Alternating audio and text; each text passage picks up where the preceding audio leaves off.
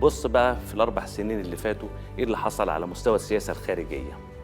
مصر كانت من ضمن الدول المؤسسة للاتحاد الإفريقي، ومن بعد 2011 كلنا تابعنا إيه اللي حصل.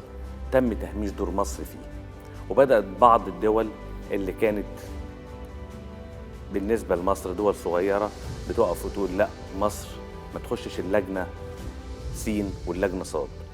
في الأربع سنين اللي فاتوا دايما بقول عبارة السياسة المصرية الخارجية تغرد عاليا.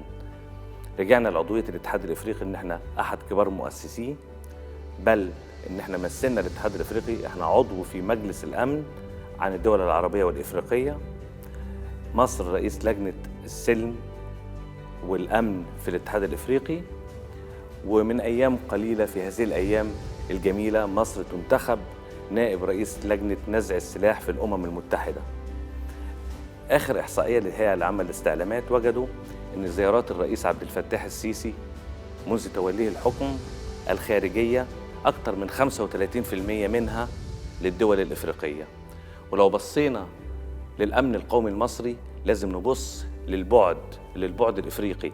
عندنا دوائر اهتمام الأمن القومي المصري: الدائرة العربية والدائرة الإفريقية، وطبعا علاقات مصر الخارجية، طبعا الدائرة الإسلامية، وبعدين علاقة مصر بالقوى الفاعلة في العالم. الزيارات الخارجية لرئيس جمهورية مصر العربية كانت بتختار دول بعناية، دول محورية في القرن الإفريقي، في دول حوض النيل، في دول لها أهمية بالنسبة للأمن القومي المصري. نبص لعلاقاتنا بالدول وتنوع السلاح. كان اعتمادنا في البداية على السلاح الروسي، بعد كده بقى السلاح الأمريكي بجانب السلاح الروسي القديم. رئيس عبد الفتاح السيسي والقيادة السياسية المصرية وقيادة الجيش المصري العظيم كان لها بعد تنوع السلاح، وعندنا سلاح حديث جدا من فرنسا، طبعا المسترال والرافال، عندنا الغواصات الألماني على أحدث طراز، عندنا تنوع في السلاح من روسيا والصين. كل مدارس السلاح العالمية طبعا انطلقنا نحوها.